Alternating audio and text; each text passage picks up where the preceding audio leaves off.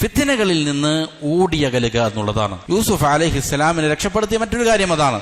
ഫിത്ന ഉണ്ടെങ്കിൽ അവിടെ പോയി ചോദിക്കുക, പറയുക, അതിലേക്ക് അടുക്കുക. ഇത് പാടില്ലാത്ത കാര്യമാണ്. പ്രത്യേകിച്ച് ഫിത്ന ധാരാളമാണെന്ന്. എല്ലാ തരത്തിലുള്ള ഫിത്നയും ഇന്നുണ്ട്, നമ്മുടെ ചുറ്റുമുണ്ട്. ഷഹവാത്തുകളുടെ ഫിത്നയുണ്ട്, ഹറാമുകൾ എല്ലായിടത്തും വ്യാപിച്ചിട്ടുണ്ട്. അതേപോലെ തന്നെ ശുബ്ഹാത്തുകളുടെ ഫിത്നയുണ്ട്.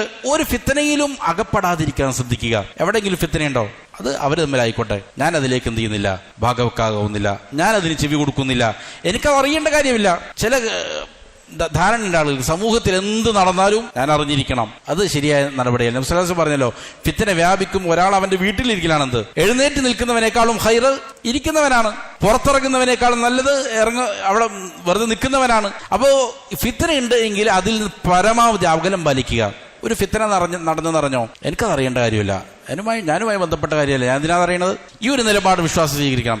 ഫിത്നയിൽ നിന്ന് ഓടി അകലാനാണ് വിശ്വാസികൾ ശ്രദ്ധിക്കേണ്ടത്. എന്താണ് കാരണം? യൂസുഫ് അലൈഹിസ്സലാമിനെ വാതിലടച്ചുകൊണ്ട് ആര് ക്ഷണിച്ചു? സ്ത്രീ ക്ഷണിച്ചു. വസ്തബഖാ അൽബാബ്. രണ്ടാളും കൂടിയിട്ട് എന്ത് ചെയ്തു? യൂസുഫ് അലൈഹിസ്സലാം ഡോറിന്റെ നേരെ ഓടി മത്സരിച്ച്, ഈ സ്ത്രീയും പുറകെ ഓടി. അങ്ങനെയാണ് പിന്നിൽ എന്ത് ചെയ്യുമ്പോൾ വസ്ത്രത്തിൽ പിടിക്കുമ്പോൾ കയറുന്നത്. അങ്ങനെയാണ്. അപ്പോ യൂസുഫ് അലൈഹിസ്സലാം ഫിത്നയാണെന്ന് മനസ്സിലായി. ഇപ്പൊ എന്ത് ചെയ്തില്ല, അവിടെ നിന്നില്ല, ഓടിയകന്നു. അപ്പൊ ഈ ഫിത്നയിൽ നിന്ന് ഓടിയകലുക എന്നുള്ളത് എന്താണ്?